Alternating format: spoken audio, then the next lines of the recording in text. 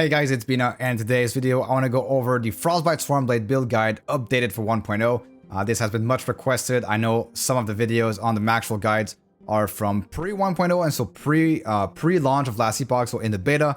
A couple of things have changed for the 1.0 launch and the live version. So Frostbite Swarmblade has gotten a buff. So for those who have played it before, certain things have changed. We've gotten a new skill, Gathering Storm. We can now make Gathering Storm a cold skill. And so Gathering Storm have two parts. One is a melee attack and the other one is Stormbolt. So Stormbolt scales off of Gathering Storm's tree, and it is actually considered like the exact same skill. So everything from Gathering Storm will scale the Stormbolt. And so this is why we need to go with this skill now. And for example, the lightnings that we had before casted from tornadoes, we're scaling off of multipliers of tornado and multipliers off of Swarmblade here, like the 80% from Howling Cascade, and for example the 100% damage from Eye of the Storm. These multipliers don't work anymore, and so now we only have access to the Gathering Storm multipliers. In this setup, I'm using it to convert to cold. I'm using it to freeze more. It converts our shock chance to frostbite chance, so this is one reason why Stormcraft Testament is also pretty good on this build. Also has attunement. You can get it with LP. With the new addition of Merchant's Guild, so trade, and the Circle of Fortune, getting access to like LP uniques is going to be much easier than it's ever been before. So that opens up a lot of options for optimizations in the actual end game for like super optimized setups. So that's why we're going with this for the Gathering Storm. So we're getting the Stormbolt repeat chance. So we're grabbing a lot of multipliers for our damage in Gathering Storm. And before, we were putting a lot of focus on Trail of Storms and the Storm Orbs to actually go with the to do our damage with the Frostbites. But now we are mainly going to scale Frequent Lightning and the Lightning from Stormbolt. I haven't spreadsheeted these two to compare which one should be technically better, but I do believe that Gathering Storm should be better. Let's go ahead and do one echo to see what it's all about. So this is a build that goes permanently in Swarmblade form. It is going to dash on cooldown with dive to get access to Maelstrom stacks. So long as you have 6 Maelstrom stacks up, you have like nice buffs with like Frenzy and Haste, for example. And your Maelstroms also will spawn Storm Orbs as well. So Storm Bolts, excuse me. So that will increase your damage as well. So all of the Stormbolts now scale off of the same Stormbolt of Gathering Storm instead of being all separate, which is why this build has gotten a buff before for 1.0, and it freezes a lot more because now that your Stormbolts are actually cold, they get access to a freeze rate multiplier, or they get access to a base freeze rate, and they have the ability to freeze. So I have been freezing Tier 4 Julra almost permanently. I have been freezing like Shades of Orbis bosses. We'll see how high this build can actually go. I think it will go very, very high in corruption, and it scales incredibly well with gear, although the entry level is kind of lower. Like, this is more of a build that will really shine once you get really good gear, because a lot of your tankiness will come, obviously being a life build. We also have access to a lot of ward, but we are essentially a life-based build, so we want to scale hybrid health and increase health on our belts, boots, and gloves. And these are all 3 uniques that we will be getting. So it's going to be harder to scale your tankiness without sacrificing damage, right? So yeah, it is a build that scales very well with gear. If you are high investing into a build, this will do extremely well. If you don't have that much gold or that much time to invest into a build, this one will be a little bit harder to get going into harder content. That being said, I think it's still an amazing build, even without some of these legendary pieces. So let's go over how this works exactly.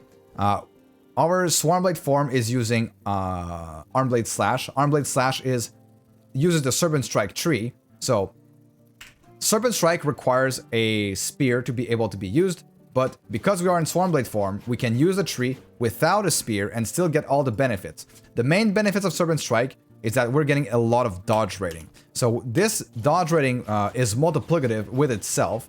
So for every time you attack, you get more and more and more and more dodge. As you can see, if I just hold right click here, I'm at 84% dodge. So this is going to be an extremely tanky build that scales dodge for basically free. You can try to scale your armor with different pieces of gear and stuff. And then you can also scale ward with Ghostmaker, giving you ward on kill if you can get this with legendary potential. Or you could go with ward on kill on your amulet. You also get ward on freeze. So this is basically just an extra defensive one that I like to use. But you could use a regular dagger and that wouldn't matter. Anyways, you're going to have all the planners on max roll. You have 4 different versions: the starter, advanced, endgame, and best in slot. So I just want to say as well, with the addition of Merchants Guild and COF, I do think our best in slots and endgame variants might change a little bit because we get so much more access to insanely good gear that we probably will revisit how much investment we want to put there to realistically achieve like a best in slot setup, for example. So yeah, we are using Serpent Strike for that. We get a nice kill threshold with Serpent Strike.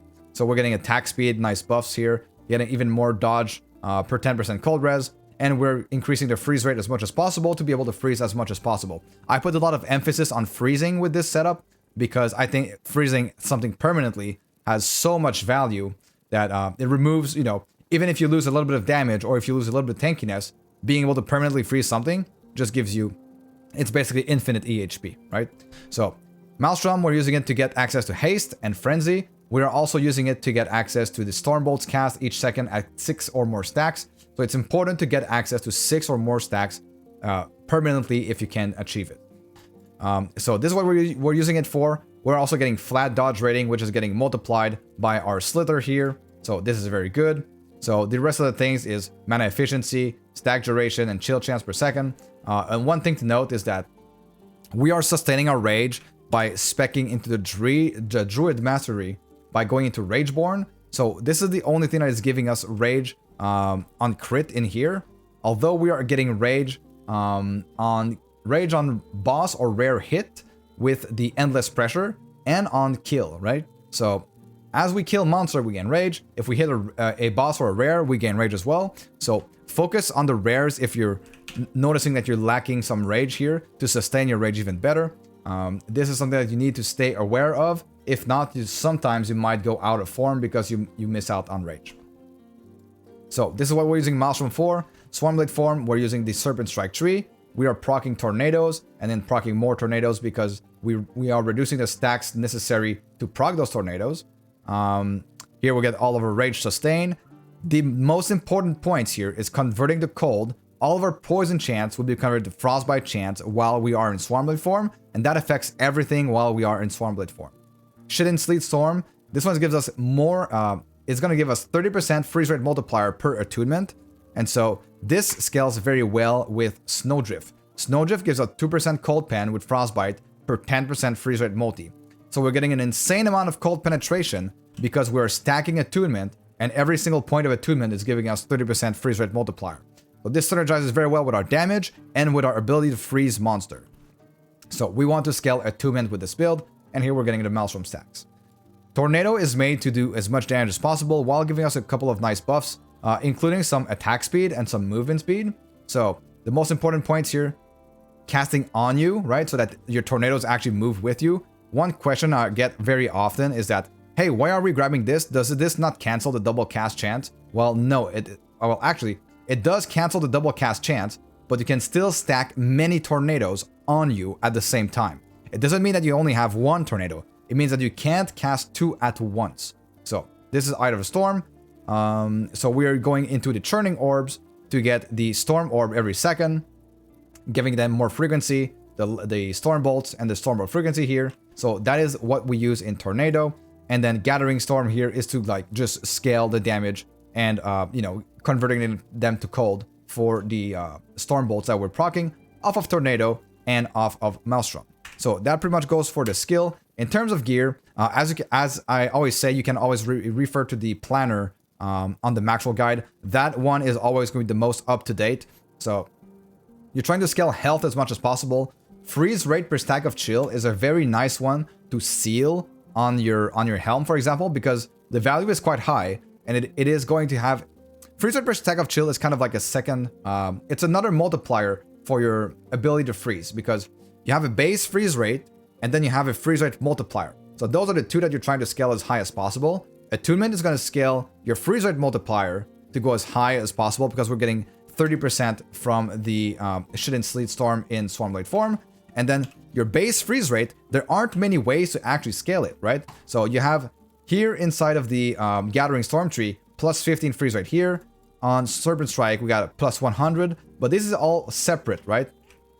How do you scale this further? It's freeze rate per stack of chill. This is going to be a multiplier for your base freeze rate. So this is why we're using, for example, Oshieron, which gives us freeze rate per stack of chill. That goes up to 200%. Currently, I'm using 2 Oshierons because I managed to get some certain rolls of legendary on them. And then freeze rate per stack of chill on your helmet and chest sealed are very good to get because they are very efficient. The raw value on them is pretty high. So that's what we're going for. We're trying to stack attunement, increase health, level of tornado, level of Swarmblade.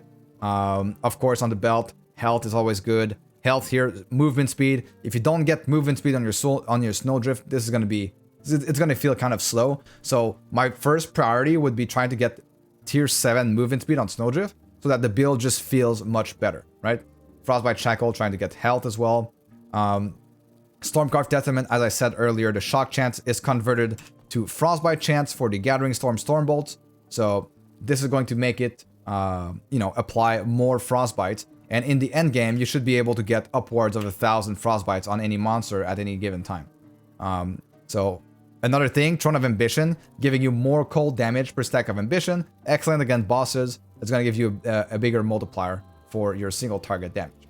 So on your weapons, you could go with a dagger that has a Shiden dagger that has a poison chance implicit, and you would try to go with attack speed, cold damage, or damage over time, and then poison chance and bleed chance. Because bleed chance is also converted to frostbite thanks to the Froststorm Fury here from the Serpent Strike tree. So each one of your arm blade slashes are also going to apply frostbites. So that is why we're doing this.